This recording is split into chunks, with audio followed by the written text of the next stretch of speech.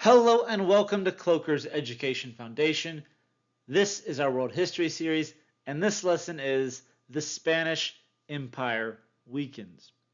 Don't forget you can check out the link in the description below for a set of free guided notes to this lesson, as well as links to other resources on Teachers Pay Teachers. Let's dive in. Our essential question for this lesson is what motivated Spain to explore, and how did its economy eventually collapse? To accomplish this, our lesson is divided into four parts: Charles V, Philip II of Spain, the Spanish Armada, and four reasons why the Spanish Empire weakens. Now this here is a map of the Habsburg Empire of Charles V. Now the blue is territory that he owns, and the green is territory that is claimed by the German Empire as well as Charles V. You can see it's not just Castile, Spain, it's also Aragon, Italy, going into Austria and Eastern Europe, as well as the Netherlands. Charles V, as a Habsburg king, had a very, very eventful time in charge. We're going to break it all down. He inherits Spain, the Spanish colonies in the New World, so everything from basically the Latin America and up. He inherits lands in Italy. He inherits lands in Austria, Czech Republic. He inherits the Netherlands as well as pieces of Germany. And he is elected the Holy Roman Emperor as he is a Habsburg. He is going to rule over Germany as well. He is pretty much governing the entirety of Europe for the most part, with the exception of the French, a few Italian states, Eastern Europe, and the British.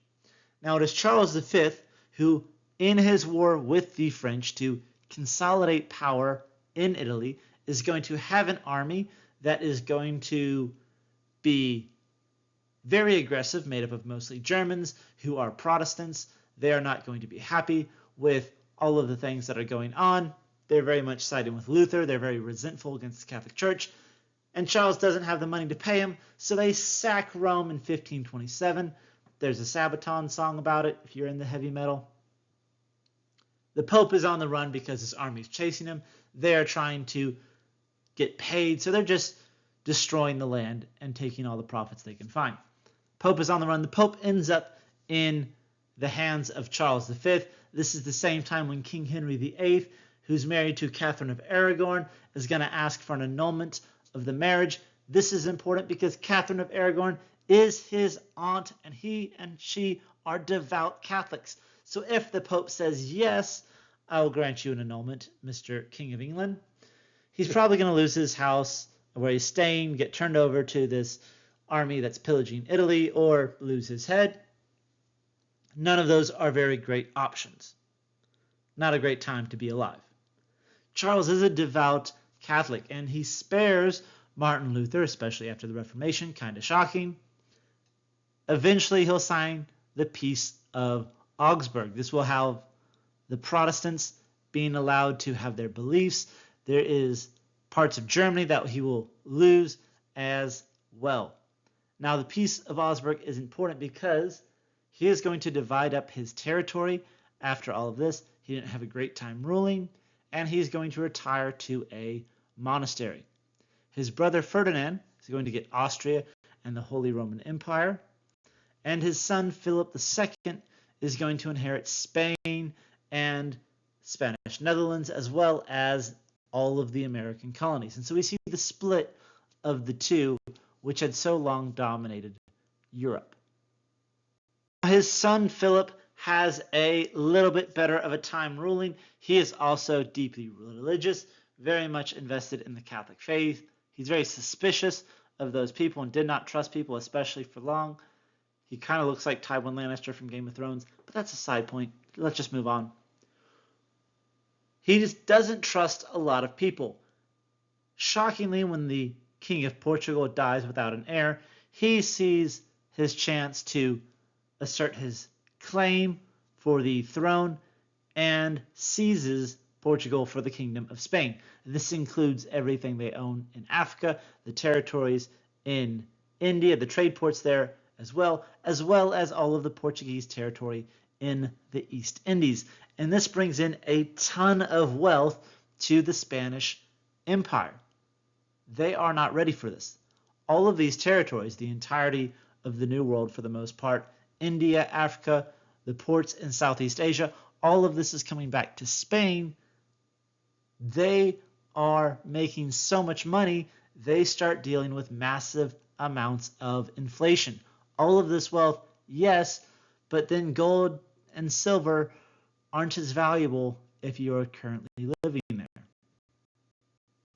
Now, if you just look at the map for a moment, the combined territories of the Spanish and Austrian Habsburgs, the eastern half is pretty much being ruled by Ferdinand and is independent from that of the west, with Naples, Netherlands, and Spain, Portugal, all really being run by Philip.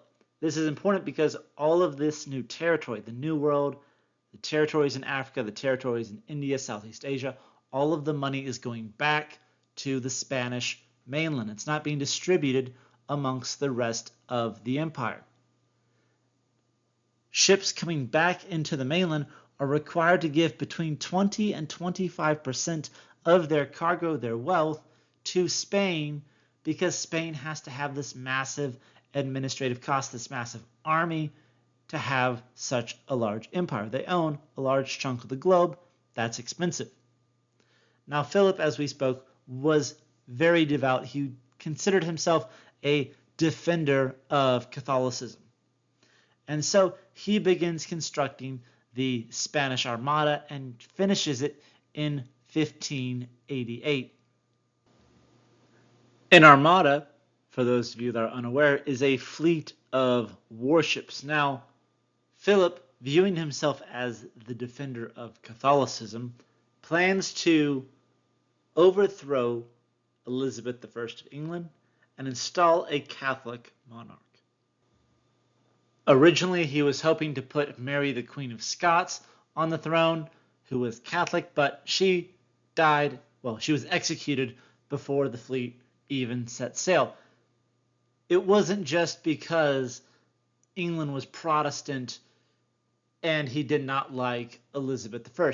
England was directly aiding the Spanish rebels in the Netherlands, aka the Dutch, who were rebelling, and Spanish ships were also being attacked by the English Navy on the open seas, and so this was just an opportunity to remove the biggest thorn in the side of Philip II. So his fleet sails up to the north, and they lose to the weather. Okay, much like the Mongols who invaded Japan twice and both got destroyed by the typhoons, his boats are not ready for the rough waters of the English Channel. They get absolutely hammered by storms right before they sail into the English fleet. The English fleet stored nice away in the harbor. Spain loses a ton of manpower, a ton of wealth, trying to build the Armada to take over England. Spain seriously weakened. They still have a lot of money, but as you can see, it's not being managed appropriately.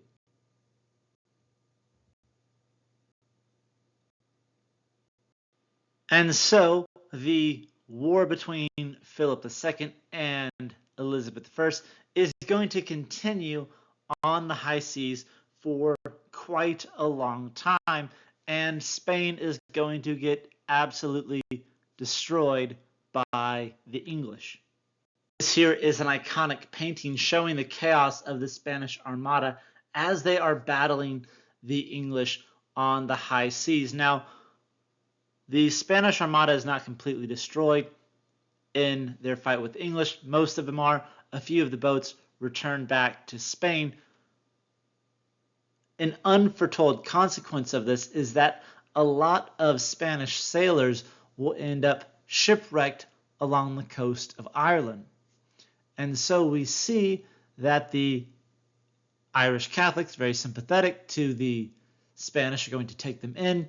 And we see this new little culture being brought and developed within Ireland, and brings way to the term referred to as dirty Irish when someone has blue eyes and black hair. So the four main causes for the Spanish Empire falling apart: inflation, the decline in the value of money, coupled with the rise in population, the demand for goods, so merchants are raising the prices.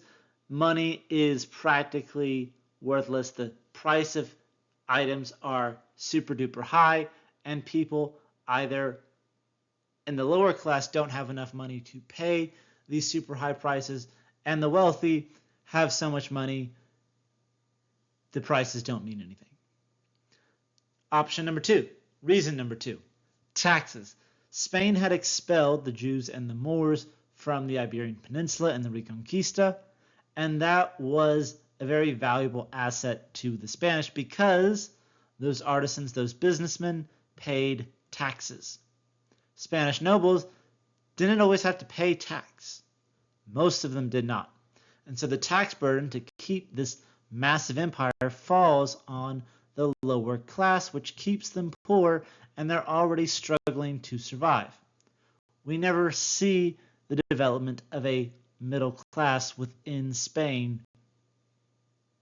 Reason number three, Spain is making terrible choices when it comes to spending money.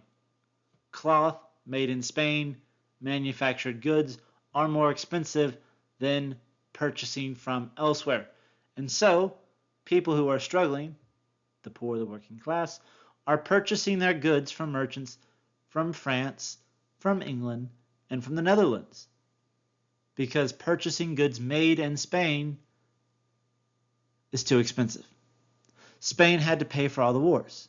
They had to conquer the New World. They had to invade Portugal to assert their throne. They had to invade England, along with a few other minor conflicts. And to pay for these wars, you would think they would use all the money and resources they're extracting, but shockingly, people in massive amounts of inflation don't want to take money. You can't pay them with potatoes. There's no backing to their finances, and so they end up borrowing money from Germany and from Italian bankers. As a result, Spain is not recirculating its wealth within Spain. We see the neighbors of Spain are prospering off of Spain's suffering. Most gold and silver that comes into Spain at this time is now being shipped off to Germany, to Italy, but the population is still booming.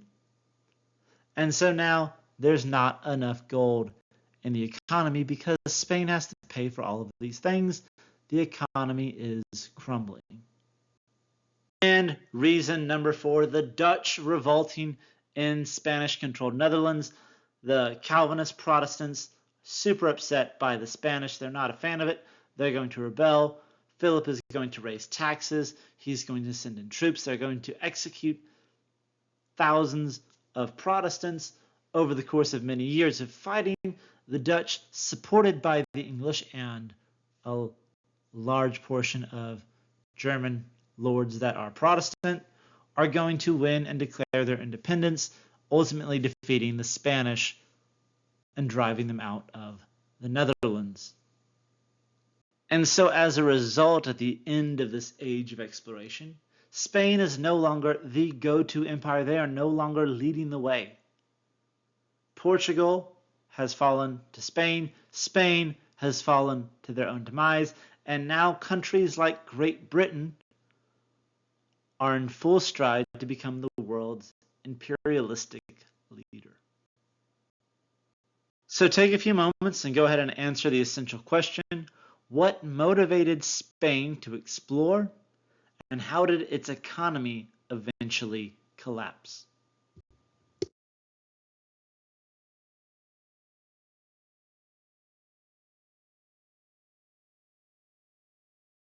That wraps up our lesson. Ladies and gentlemen, thank you so much for watching. As always, don't forget to like and subscribe, especially if you found this helpful. You can check out the links below for more resources on Teachers Pay Teachers. If you want to see what's new and what's next in our series, go ahead and click here as we dive in to the Ottoman Empire, the scientific revolution, the Enlightenment, and more. For something you might like, click down below.